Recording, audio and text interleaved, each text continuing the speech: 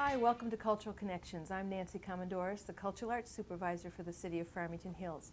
And I have the extreme pleasure of being here in Kegham Tazian's home in Farmington Hills, down in the basement where he keeps a lot of his artwork. Welcome, Kegham, to the show. Thank you for having me. And the second, third time, I lost track of it.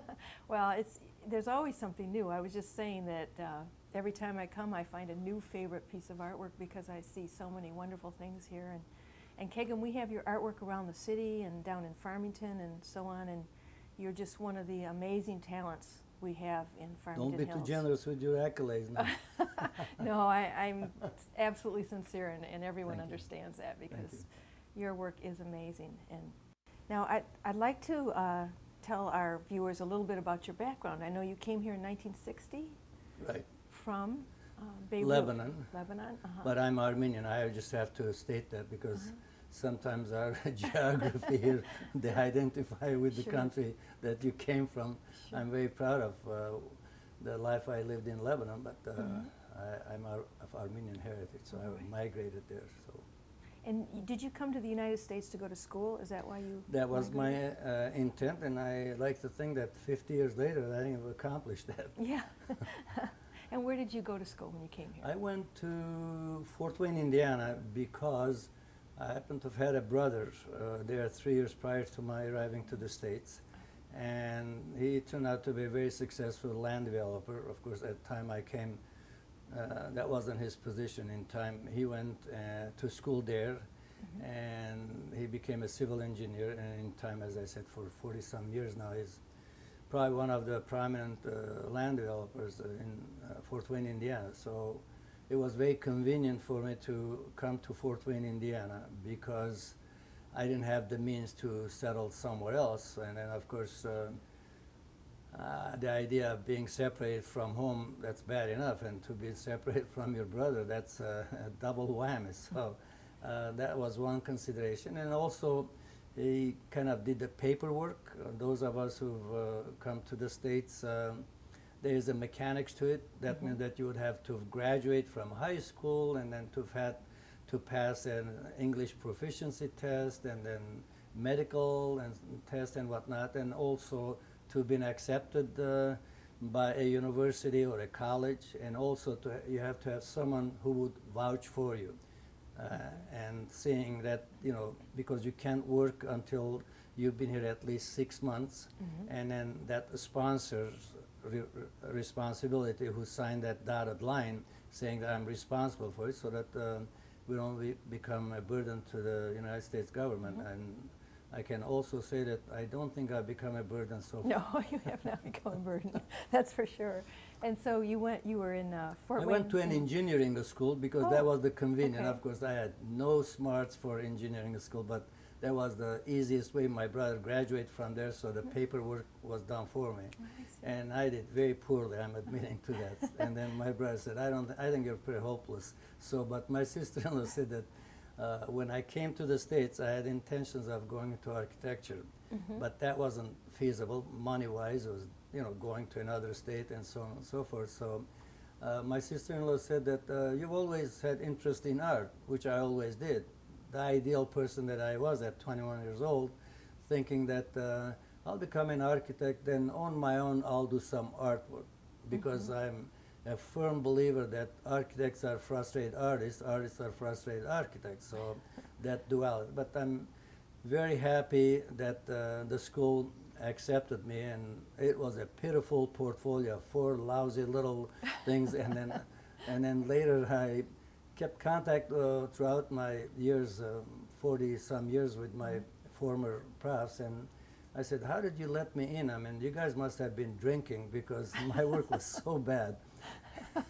And they said, no, I think most likely you turned out to be one of our better students from that school. So anyhow, I did 2.5 years of that art school, Fort Wayne Art School. Now it's part of Indiana University. And then from there, I went and completed my academic requirements for a bachelor's degree in art, which is what I did at St. Francis University now. It was college then.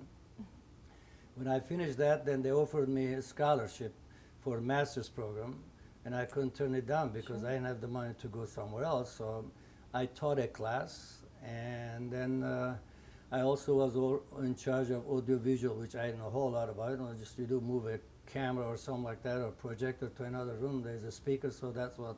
And then I did teach an undergrad class. And I worked 6 nights a week at making pizza for from 8 o'clock to 2:30 in the morning, 6 nights a week.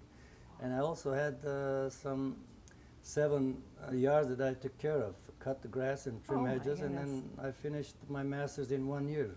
I can see where all that energy comes from with your artwork. You always had it. It was, and then you went to Wayne State, correct? Then I said, I kind of want to get a degree from a little bit more known university, and then I applied to Wayne State University. To be honest about it, I applied Cranbrook. Thank God they didn't take me. I don't know where I would have come up with the money.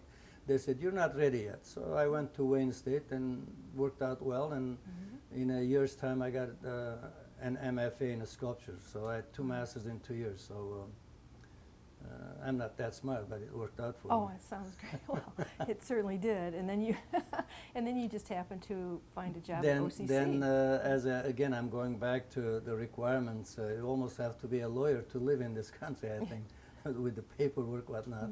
So having done all my schooling, and the way the immigration laws are, that you have to get a job in the area that you've graduated. And I was graduating in August. I was looking for a job for September, teaching in college level, because I always wanted to teach in college level, because it's the ideal thing to do when it comes to, trying to be an artist as well as having enough time to earn a steady income, which really worked out perfect for me. But prior to that, I even was venturing into calling like the 3 or 4 automakers, because the sculptors can be model makers for cars. So I called General Motors, Ford, Chrysler, and then the answer that I got was, you are overqualified, you have too many degrees, besides you're not a citizen.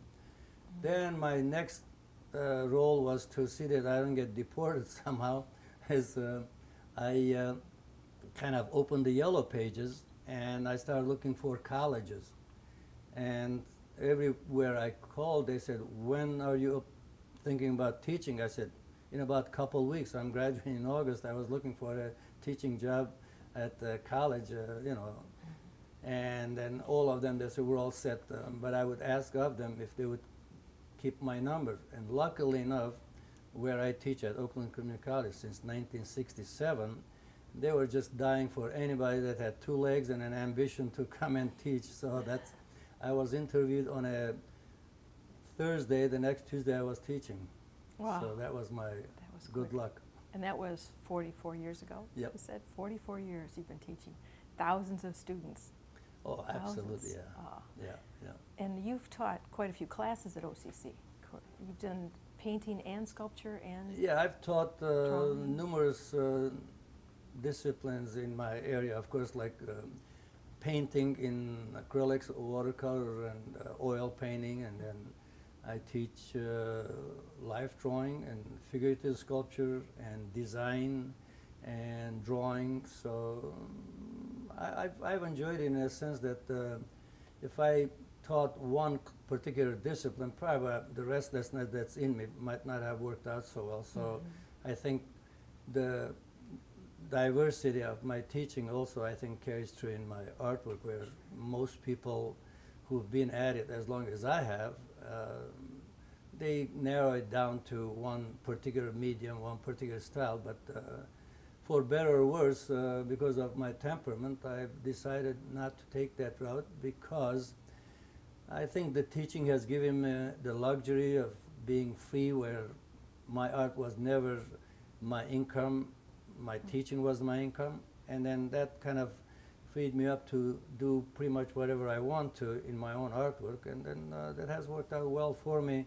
Well, that's what I find fascinating about your artwork, Kegham, is that you do so many things with so many different materials, and just walking around just the basement, of course you have more artwork upstairs and in your studio, and to hear you describe what things are made of is just amazing to me. I know there's a piece at Farmington Hills City Hall that's made of styrofoam, from the insulation from the floor or something from OCC, and it's gorgeous.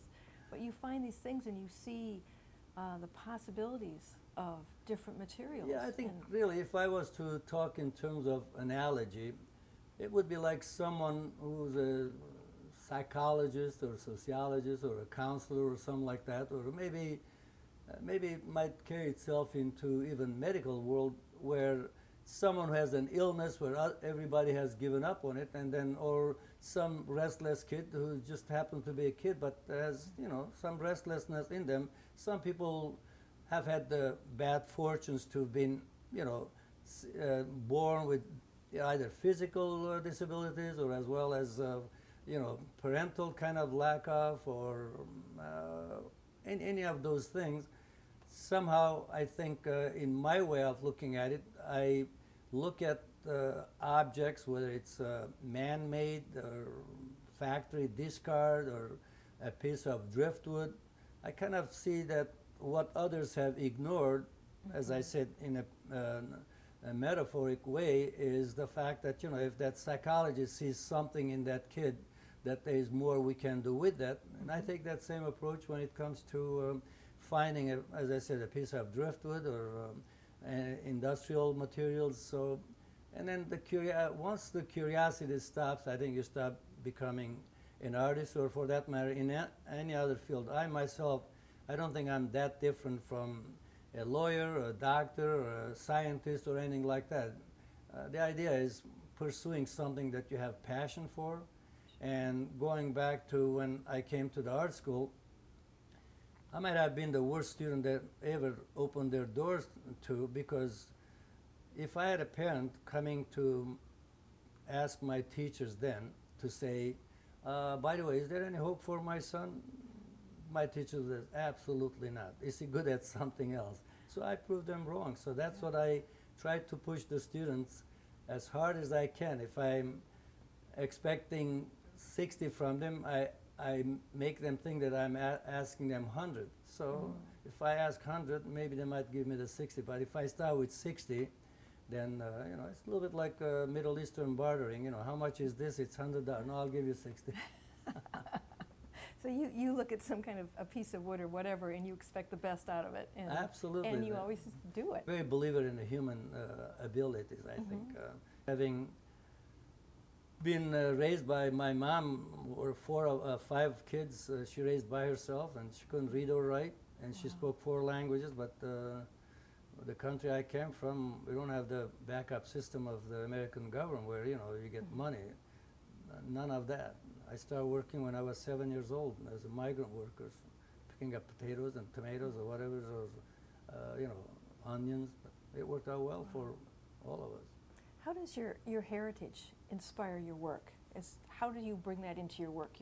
I know some of your landscapes are inspired by your past. Well, when it comes to art, they say, why are you doing? My desire is to come up with something that pleases me, and it kind of carries my thoughts visually.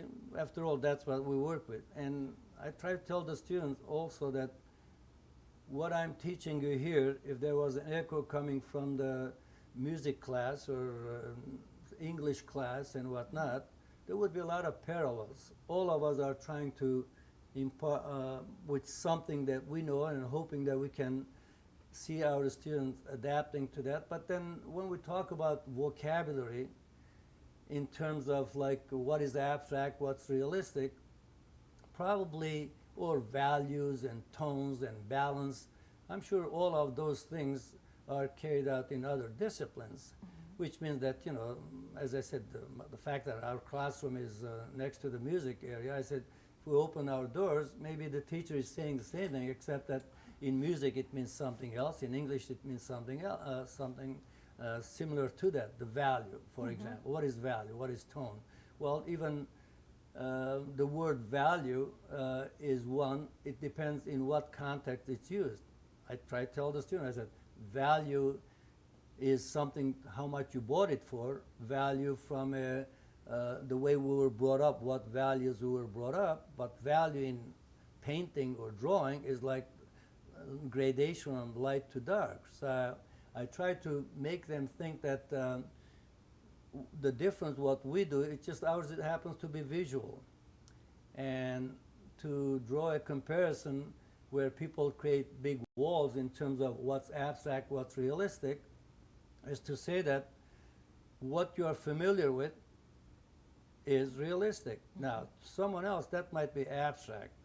And then the analogy again that I draw, if I say, if two people went to the same law school and then they studied under the same professors, but in the legal world, one becomes a prosecutor, one becomes a defense. It's just a matter of how you manipulate the language to work in your favor.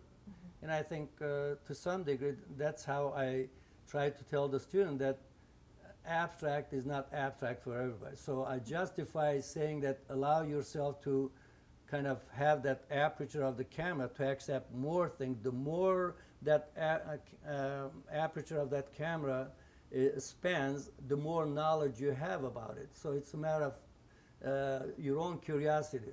How far do you want to open that aperture to allow you more information? No different than, let's say, the news. There's a headline that says, such and such happened. Well, it's up to you to kind of go and look more for it. It would be no different than someone investigating, for example, a crime or whatever they're aiming for, that particular reporter or investigative reporter are doing. So it's no different someone who's doing archaeology, someone who's a chemist. I'm no different than any one of those people. And Well, you're so open to using all different types of artwork, and you're even getting into computers a bit too, aren't you? As I said, when it comes to computers, I've never taken liking to it in terms of doing email or so on and so forth. I can read it, but I don't bother sending it because I think I'm a people person. I like to go and talk in person if that's a possibility for me. But in terms of being open to like computer imagery and whatnot, it's no different than having found a discarded material. It's just a matter of it's a challenge. The computer, what's there is no different than someone created something for me, and then it's up to the users. It's like a tool. And it's a tool. It's a language. I think having, let's say, to have done something on computer, my whole career as an artist, I'm not abandoning the traditional ways of doing. I'm just adding this to that. It's like we're adding a little bit more to our repertoire if you're a musician. It's just like I'm sure there are some musicians who were trained certain way, and then they find that there's another avenue for them, and then some people choose to partake in it while others shy away from it. I just happen to be one. At this stage still I want to have the curiosity is what can I make of that rusty kind of like metal that's on the parking lot or whatever I might have come across to it. But all of us find something in it. It just depends on our own curiosity. And then I think I'm driven more than anything else with the mystery. I think mystery is the core of the longevity of an artwork, because if there is mystery, there is more desire for you to go and find more. But if it's all stated to you in one and one makes two proposition, then at that point, there's no more to look for. So there's two ways you could travel. You could travel with a map where it's a straight road, or you could travel just without a map, getting lost. Maybe it took you longer to have traveled without a map, but then you might have come across something that you wouldn't have found otherwise.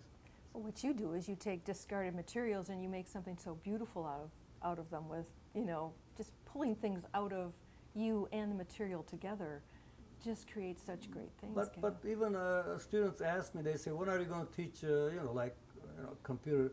I said, I don't have the technical know-how, that something only works in collaboration, let's say. But the same thing there. I look at that piece of driftwood, I look at that rusty metal or something like that, as if someone gave me a little bit of a head start. And then I pick up that one, and then I'll say, how far can I carry it? It's a little bit like in a marathon, like the rallies where someone takes that flag for a certain point, and certain point, and then there's an end result. But maybe in an athletic endeavor, you know, the speed, the accuracy, and you are looking for a finality. You know, you came first or second or whatever. But I think when it comes to art, I think I'm going back to the idea of mystery. Is I think the challenge is like coming up with something and hoping that it never ends, and yet you are looking to go for that destination, and then at the same time getting there is always disappointing because because that's dead end. Yeah. To me, It's art done. is infinite imagination, and yet reality is dead end. It's like the end product. Because for that reason alone, if someone says, you know, what's the very best work you've ever done? Well, I say, well, it's not what I have done, but what I'm about to do, because the future is a lot better, because that's something, that's the accumulation of what you've learned. And then what you've done, that's another station that you've passed through. That's why I find you so fascinating, Kegham, because every time I meet you, there's something new that you can pull out and say, look what I made out of this, or look what I made out of that, and it's just... Yeah, but the whole point, if I was to look at a sculpture, for example, I have to make sure that I'm that writer.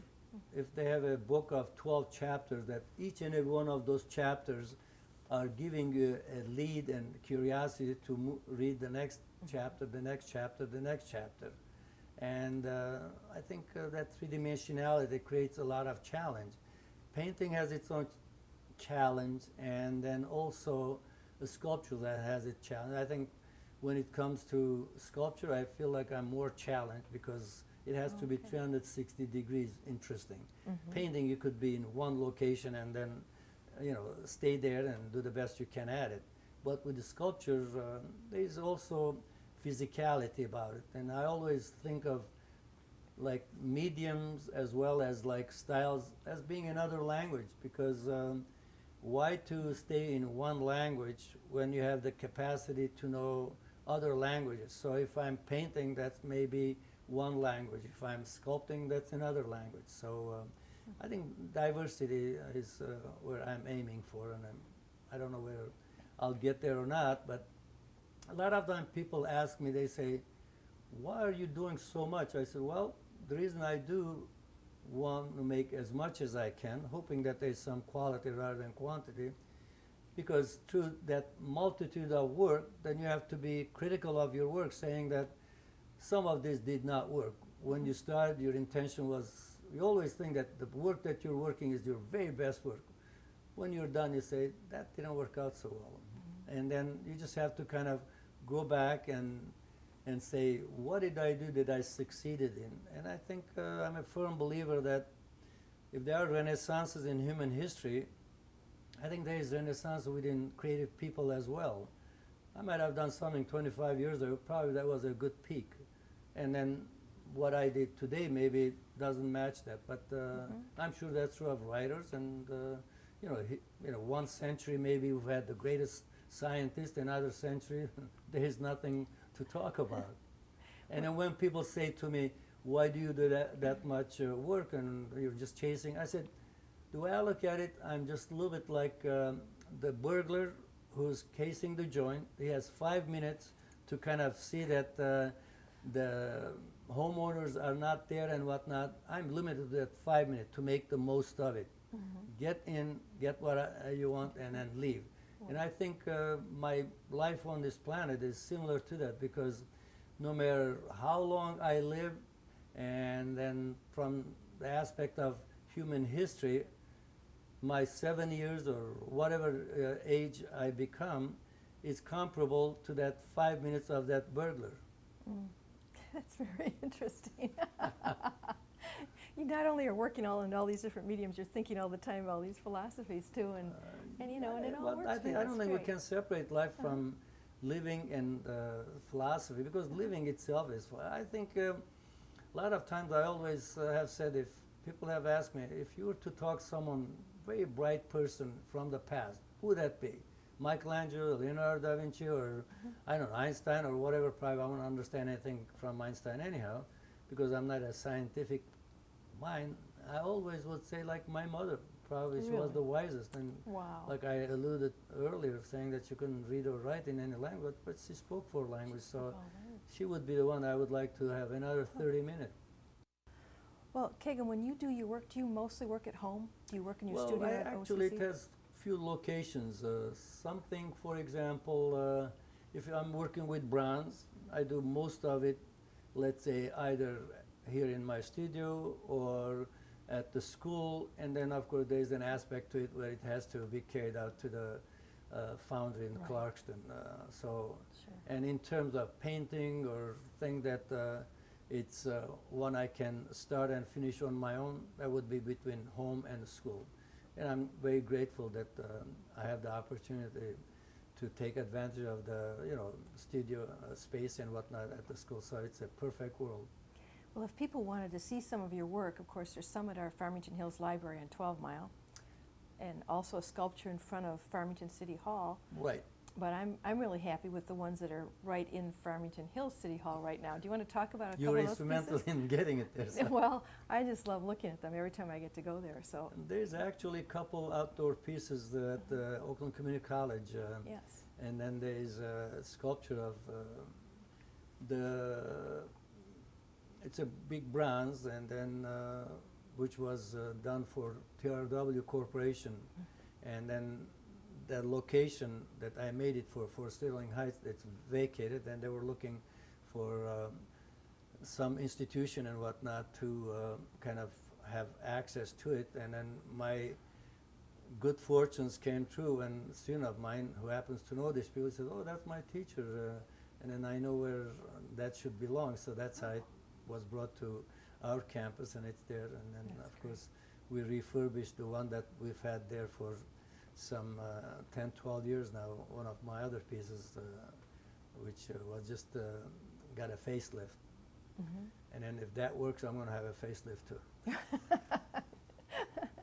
If it were only that easy, huh? Well, one of the sculptures at Farmington Hills City Hall I really love because it's a piece of wood and then it goes into clay, and it's just a beautiful, lyrical. Well, Figure of again, a woman. I look at it as almost like your parents left you some kind of a money and said, "Here is a few $1,000, make something of yourself." And I think that's true of my coming across a piece of driftwood. It's there what you make of it.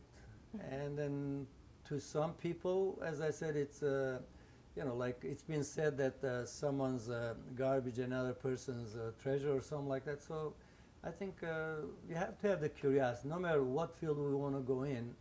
The idea of having the curiosity. If you don't have curiosity, if you don't have perseverance, you could have been the most intelligent, the most talented person in any field, but maybe you're at standstill. Well, Kegham, is there anything you'd like to add for someone that's going into art these days? What advice would you give a young artist? Well, when it comes to young people who are very bright, very talented, but again, I've never chosen to use the word talent. I think perseverance and talent, those two I think will work well for you. One without the other, maybe something is being missed. In the same way that a work of art, a technician alone will not make you an artist, or just having great thoughts will not make you. This collaboration of these two entities would really make that particular, work of art or book or whatever the endeavor might be. Well, Kegham, you're very modest, but I know Farmington Hills is very proud of you and all that you do. Thank you very much. As I an really accomplished appreciate artist. this opportunity to express myself. So, hoping that it does some good and encourages somebody out there who might have seen my work and then they're encouraged by it. Well, I'd like to thank you too for always being so generous and sharing your work with the community. It really is appreciated by all of us and everyone that comes to visit City Hall and all the other areas around here and get to see your work. Well, It's a great art statement is to for be us. seen, food is to be consumed, and books are to be read, music is to be listened to, and Well, poetry is to be read. well, thank you for giving us such a beauty to see. So I truly Thank you appreciate very it. much. So thank I you really for appreciate it. being with us today on Cultural Connection. And Thank thank you. you for joining us today on Cultural Connections as well.